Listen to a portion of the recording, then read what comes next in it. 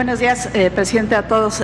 Preguntarle en el tema de la consulta, usted hacía el fin de semana un video donde decía que el quebranto solo de 2 plantas de la de etanol y fertilizantes era de 20,000 millones de pesos, más los créditos que se otorgaron. ¿Usted cree que este tamaño del quebranto se pueda servir para que se acuse a los expresidentes de traición a la patria? Porque entiendo que esa es la polémica sobre si pueden o no ser juzgados ahora ya después de su mandato. Si ya se hizo un análisis en la Consejería Jurídica y si esta consulta sería viable jurídicamente hablando. Pues eso lo va a decidir la Fiscalía y la Corte. Pero ¿ustedes qué análisis han hecho? Mire, tiene que analizarse bien. Yo siempre me remonto a la historia porque es la guía principal. Es la maestra de la vida, decía Cicerón. El único caso que ha habido de juicio a un expresidente fue el caso de Manuel González, cuando termina su mandato, lo acusan de corrupción. Tenía diferencias con Porfirio Díaz, porque Porfirio llega a la presidencia con la bandera de la no reelección y eran periodos de 4 años. Termina su primer periodo y ya no podía de inmediato, o no pudo para entonces reelegirse, ya modificar la Constitución, que era lo que él quería en el fondo. Desde que entró era un dictador. O sea, tenía ya el propósito. No fue que durante el tiempo, como se decía, la gente le pedía de que se quedara y que por eso se modificó la Constitución para permitir la reelección. No, desde que llegó. Entonces pone a su compadre 4 años y su compadre se le quería quedar. Y entonces empieza todo un juicio. Cuando sale el compadre al fin y se forma un jurado, lo llevan al gran jurado, al Poder Legislativo, a Manuel González, y ya lo dobla Porfirio, se somete Manuel González y a partir de ahí ya se queda y ya no vuelve a compartir con nadie en el poder. Estoy hablando de 1884. Ahí terminó Manuel González. Y en el 85, 84, 85, terminando juicio para acusarlo de corrupción. Y le inician el proceso en el Congreso. Y se integra un gran jurado. Bueno, ya cuando se arreglan, ¿qué resuelve el gran jurado? Ese es el único antecedente que hay. Y ojalá y ahora los constitucionalistas traten el asunto porque es muy importante. Resuelve que no podía juzgarse al expresidente porque a los expresidentes en aquel entonces, en el artículo 103 de la Constitución de 1857, que es el artículo 108, porque no se modificó en la Constitución del 17, quedó igual. Es más, quedó peor, porque en la Constitución del 57 decía que al presidente sí se le podía juzgar por delito electoral y por traición a la patria. y los constituyentes del 17, a pesar de que hicieron muchísimas cosas, que es la constitución más avanzada en lo social, le quitaron lo del delito electoral y le dejaron que solo se podía juzgar por traición a la patria. Así está hasta ahora. Eso se va a modificar. Ya envié una iniciativa, no han querido aprobarla, pero espero que ya a principios de septiembre se quite ese fuero y que al presidente de México se le pueda juzgar por cualquier delito como a cualquier otro ciudadano. Ese es un compromiso y en septiembre tiene que resolverse. Algo que viene de tiempo atrás. Entonces, no se pudo juzgar a Manuel González. Ese es el antecedente. Ahora, tanto la Fiscalía como la Suprema Corte tienen que resolverlo. ¿Sí? Independientemente de que si se juzga o no a los expresidentes, lo que sí tiene que procurarse es la devolución del dinero, porque en efecto es mucho. En la planta de fertilizante que vendió Ansira, AMSA, también lo digo porque aquí estamos en Coahuila y quiero que se sepa, porque se está padeciendo de una crisis en Monclova por la pérdida de producción de AMSA,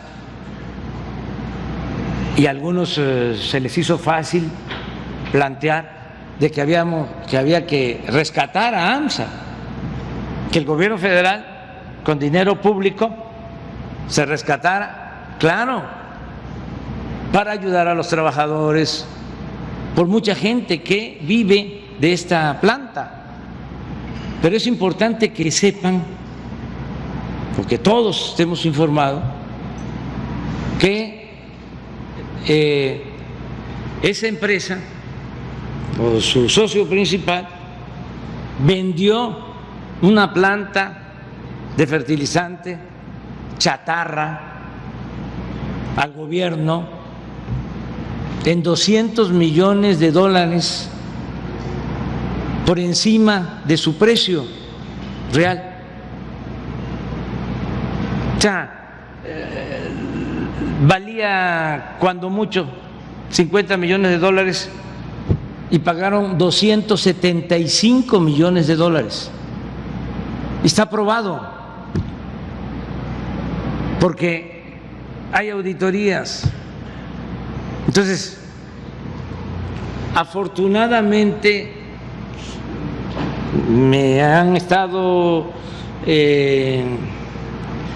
informando de que ya hay nuevos accionistas en AMSA, y uno de ellos me mandó a decir que están en la mejor disposición de devolver del dinero, y nosotros, claro que aceptamos la devolución como reparación de daño. Hablan de $200 millones y buscaríamos la manera de dar, eso sí, facilidades, siempre y cuando, de conformidad con la ley, se repare el daño. Pero ese es un caso. Todavía está peor el otro asunto que no señala, por cierto, Lozoya, de manera inexplicable. Por eso hay que ir al fondo. Otra planta de fertilizante que compraron en el mismo tiempo, que se pagaron también como 9,000 millones de pesos está la deuda. ¿Saben quiénes daban los créditos para todo esto? La banca de desarrollo, Nacional Financiera, el Banco de Comercio Exterior. Otra desviación, iba a utilizar otra palabra, pero era más fuerte. Lo de la planta de etileno 21 de Odebrecht. Imagínense el contrato que firmaron, que Pemex se compromete a entregarle el gas etano para la fábrica de polietileno con un 30% de descuento del precio de comercio. Es un subsidio que se ha dado, a eso me refería, de alrededor de 5,000 millones de pesos. Pero no solo eso,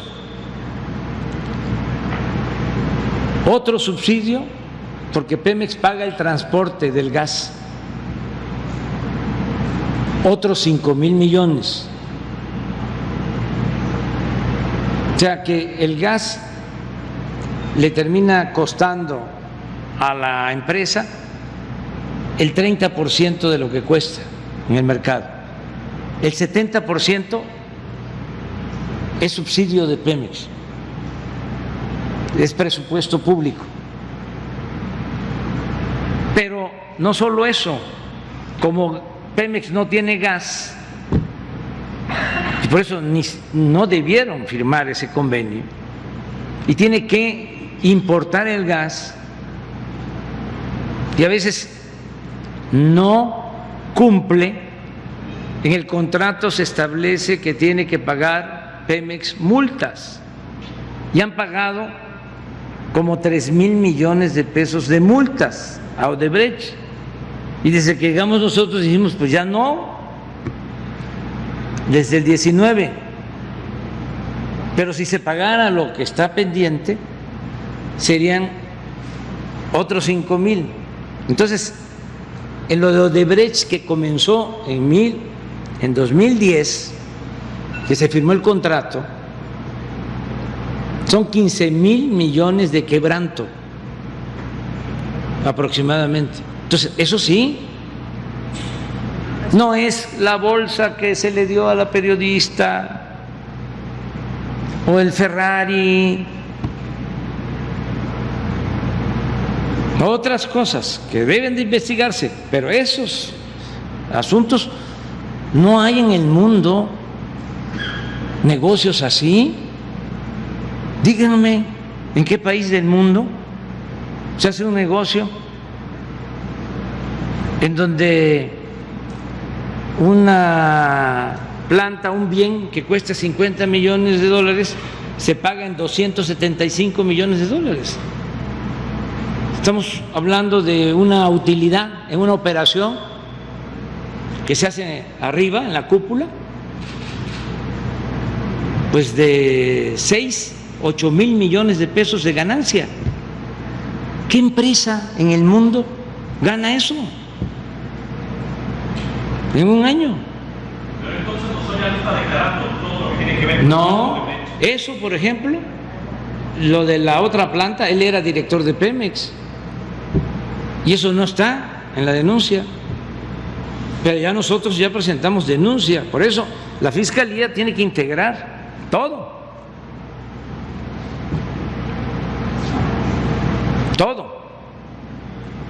y hay cosas ahí de las que señala que tiene que probar. Desde luego es muy buena la cooperación, lo que está haciendo, y es muy bueno el método de testigo protegido. Aquí en Coahuila, hace poco, hubo un juicio en Estados Unidos. ¿Qué se hace con los bienes que son del pueblo de Coahuila, que son de México? Se confiscan en Estados Unidos. Entonces, nosotros tenemos que aplicar esto de que, a ver, informa, y hay la posibilidad de la reducción de la pena.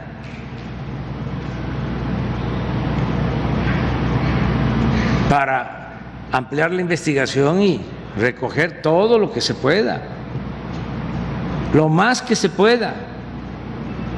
Es primero informar a la gente para que no se repitan estos asuntos, que se estigmatice la corrupción. Primero, porque antes hasta se celebraba, se veía bien al corrupto, se le aplaudía, no perdían su respetabilidad. Entonces, primero información al pueblo, o sea, que sea juicio abierto, transparente, que se conozca todo. Segundo, que se recuperen los bienes. Y tercero, que el pueblo decida en el caso de los expresidentes. Presidente, pero en ese caso de Nacional Financiera, justamente acaba de reservar como secreto bancario el contrato que se hizo entre Odebrecht y Nacional Financiera, que se metió recursos. No. Eso, si lo hicieron, yo voy a dar instrucciones de que se ventile. No vamos a hacer lo mismo que hacían antes. ¿Saben qué hizo precisamente la Comisión de Transparencia de estos absurdos? Porque crearon organismos, ¿no?, para aparentar de que se combatía la corrupción, de que había transparencia. Una de sus resoluciones de esta Comisión de Transparencia fue mantener en reserva el caso de Odebrecht. De la Comisión de Transparencia. O sea, totalmente contradictorio. Nosotros no, toda la información se va a poner a disposición. No somos tapadera de nadie. Vamos a conocer los detalles de ese contrato. Sí, de cómo se dieron los créditos, porque fue Nacional Financiera y el Banco de Comercio Exterior. Un hijo del expresidente de la Madrid era el de Nacional Financiera, del Banco de Comercio Exterior, y el actual gobernador del Banco de México también. Estaba en Hacienda y luego fue director del Banco de Comercio Exterior. Cuando estos créditos. Entonces, sí es un asunto que amerita ser tratado. Bueno.